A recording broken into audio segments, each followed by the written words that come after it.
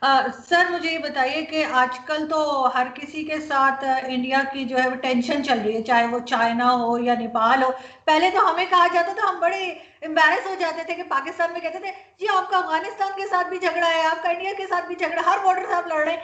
अब वही चीज इंडिया में आ गई है, लेकिन एक चीज का फर्क है कि जिस तरीके से पाकिस्तान को धमकियां दी जाती है ना कि जी हम न्यूक्लियर पावर हैं, हम ये कर देंगे, हम घुस के मारेंगे, और जी सर्जिकल स्ट्राइक हो रही है, इस तरह के बहुत तमाशे।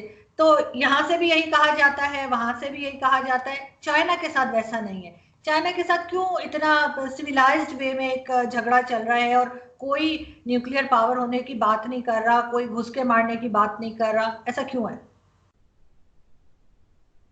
चाइना से जो हमारे भारत की प्रॉब्लम चल रही है, मीडिया गवाह है, इंटरनेशनल मीडिया गवाह है कि हम अगर अपने आप को पाकिस्तान की तरह, बुरा ना मानिएगा, एक दौर था जब पाकिस्तान ने अपने आप को सऊदी अरेबिया के आगे सबमिट किया था, एक दौर था जब पाकिस्तान ने अपने अपने अमेरिका के आगे अपने को सबमिट किया था, और अब वो दौर चल रहा है जब पाकिस्तान ने चाइना के आगे अपने को सबमिट किया है।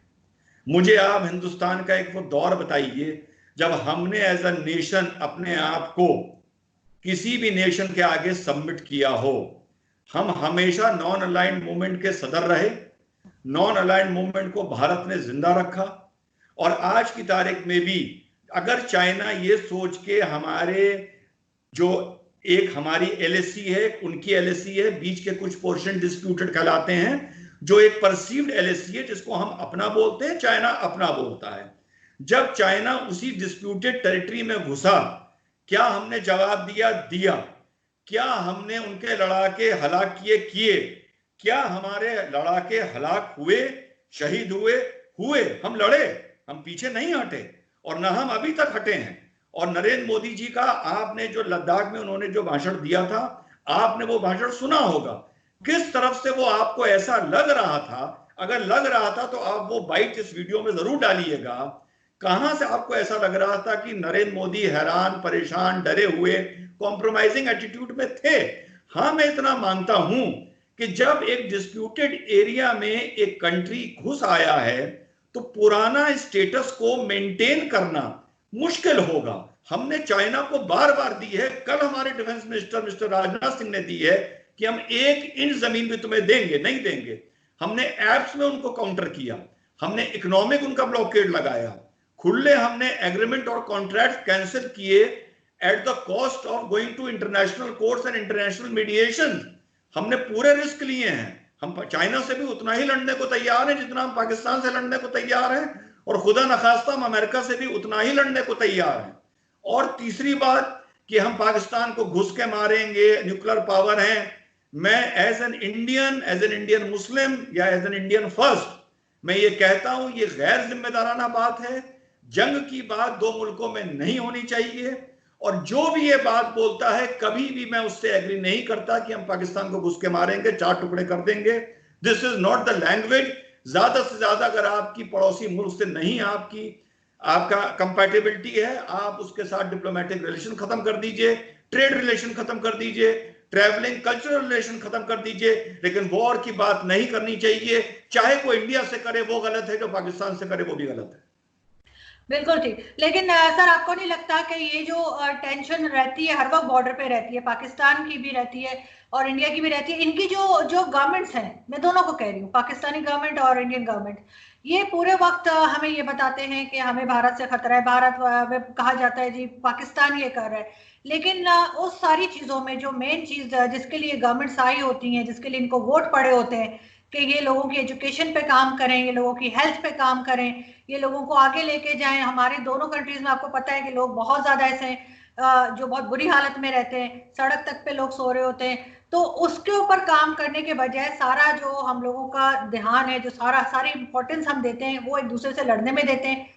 देखिए, इस बात को झुटलाया नहीं जा सकता कि कभी कभी ये हम फील भी करते हैं कि इंडिया में भी पाकिस्तान को मूल मुद्दों से डिस्ट्रैक्ट करने के लिए इस्तेमाल किया जाता है। देखिए, मैं बिल्कुल साफ बात बोल रहा हूं। हम कभी कभी इसको प्रथम दृष्टिया इसको बोलते हैं प्रेमा फेसाई, हम ये चीज रियलाइज करते हैं।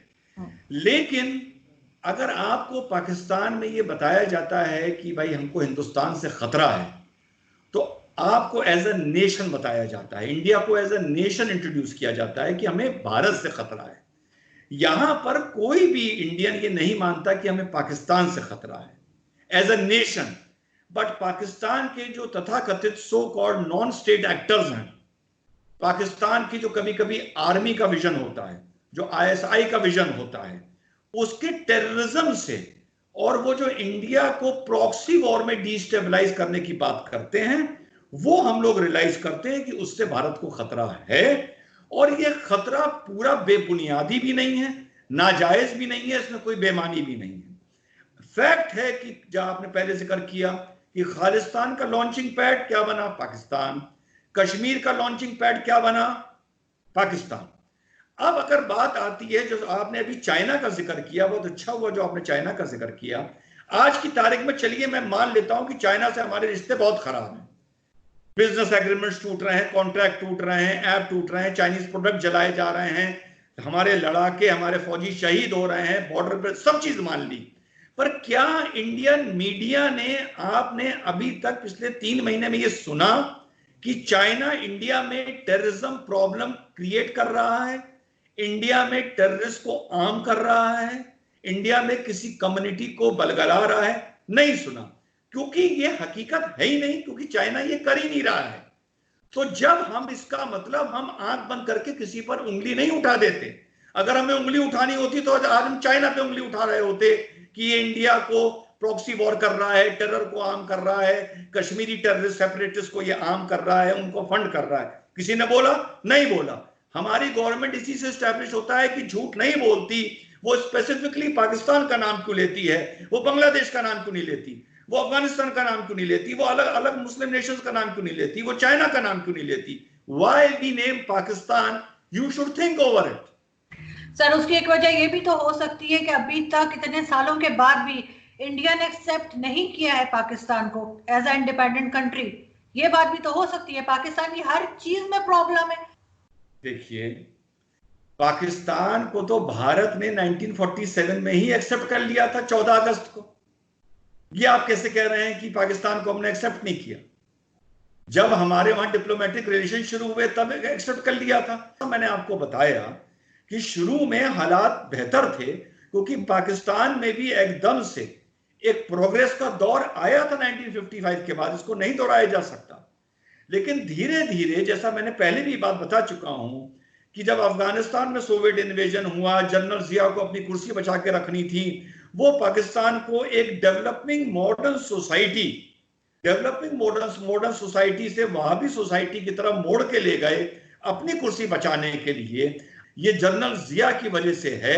अफसोस इस बात का है कि उस पॉलिसी को रोकने के बजाय या उस पर यू टर्न लेने के बजाय as a foreign policy Pakistan उसी में आगे बढ़ता गया।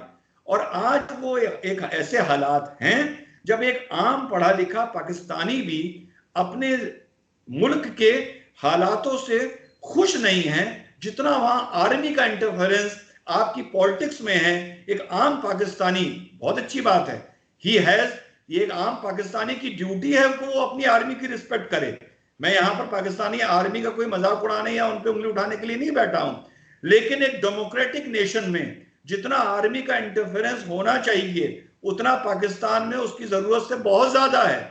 सो the problem, major problem, I won't say the entire problem, the major problem is in the mindset of Pakistan, जो एक मॉडर्न नेशन से पहले फिर इस्लामिक नेशन बना, फिर इस्लामिक नेशन से एक कट्टर नेशन बना, और जिसने अपना मुस्तकबिल अपनी आर्मी और नॉन स्टेट एक्टर्स के हवाले कर दिया है। जब तक आप लोग यू टर्न लेके 1960 एरा में नहीं आएंगे, तब तक आपके भारत से रिश्ते नॉर्मल नहीं होंगे, क्योंकि जवाब देने वाले पहले भी यहां थे, आज भी यहां है, और इंशाल्लाह कल भी यहां रहेंगे। सर, आपको लगता है कि दोबारा जा सकते हैं, 60s में जाया जा सकता है? यही तो मैं आपको बता रहा हूं कि 1979 के बाद, सोवियत इन्वेजन के बाद, मस्जिद हरम के इन्वेजन के बाद, पैलेस्टीन प्रॉब्लम के बाद, एक ऐसा एक रिलीजियस मूवमेंट, एक एक्सट्रीमिस्ट रिलीजियस मूवमेंट पूरे मुस्लिम मुल्कों में ऐसा फैला और पाकिस्तान उसका गेटवे बन गया because of Russian invasion to of Afghanistan, और उस वजह से पूरी community went back to basics, it took a U turn, whereas India kept on. भले हमारी प्रोग्रेस उतनी तेज नहीं हुई जितनी होनी चाहिए थी, भले इंडिया के एक आम हिंदुस्तानी ने इतनी मेहनत नहीं करी जितनी उसे करनी चाहिए थी, हम भी उतने ईमानदार नहीं रहे जितने हमें ईमानदार रहना चाहिए था, but we continued on the path of progress and democracy, no matter हम उसमें कहीं कमजोर पड़े, कहीं कुछ हमसे गलतियां हुई, कहीं कुछ बॉटलनेक्स थे। पाकिस्तान तो अपना रास्ता ही भटक गया। कम से कम पाकिस्तान को basic democracy, keeping the army aside, keeping the non state actors aside, इनको हटा के एक मुल्क की तरह सोचना पड़ेगा। जब तक वो नहीं सोचेगा तब तक वो दुनिया के लिए भी एक मुसीबत बना रहेगा और अपने लिए भी एक मुसीबत बना रहेगा। Pakistan I fear will collapse on its own weight, and that is why कभी ना कभी पाकिस्तान को अमेरिका की जरूरत पड़ती है, कभी सऊदी की पड़ती है, कभी चाइना की पड़ती है। As an independent nation Pakistan सन 65-70 तक आते आते सीज हो गया था। उसके बाद it remained a colony, sometimes of Saudi Arabia, sometimes of America and now of China. तो सर आजकल के कोई ऐसे हैं पॉलिटिशियन, कोई लीडर, कोई आपको ऐसा नजर आता है पाकिस्तान में जिसको आप समझते हो कि ये कुछ चेंज ला सकता है, हम दोबारा से जो है एक मॉडर्न स्टेट बन सकते हैं? हाईजैक प्लेन कभी भी उस एयर कॉरिडोर में नहीं चल सकता जो पहले से उसके लिए तय हो। Muslims as a community and Pakistan as a nation, मेरा ये मानना, हो सकता है मैं गलत हूं, इट इज माय ओपिनियन, मेरा ये मानना है कि क्लर्जी के साथ साथ पढ़े लिखे मुसलमान ने उसको हाईजैक कर लिया है, उस सोसाइटी को। पढ़ा लिखा मुसलमान एज एन इंडिविजुअल अपने बारे में सोचता है, पाकिस्तानी मेरी इतनी इनकम हो जाए, शिकागो में मेरा एक घर हो जाए, लंदन में मेरा एक विला हो जाए, यूएई में मेरा एक फ्लैट हो जाए, मेरे बच्चे बाहर जाके पढ़ लें, बाहर ही सेटल हो जाएं, लेकिन पाकिस्तान के अंदर पाकिस्तान को एज अ कम्युनिटी प्रोग्रेस ना करने दो। ये जिम्मेदारी आप लोगों की है कि आप इस चीज को डिकोड करें कि ये ऐसा क्यों कर रहे हैं, ना कि डॉक्टर सैयद रिजवान अहमद की, जो एक इंडियन मुस्लिम है, ना कि पाकिस्तानी मुस्लिम।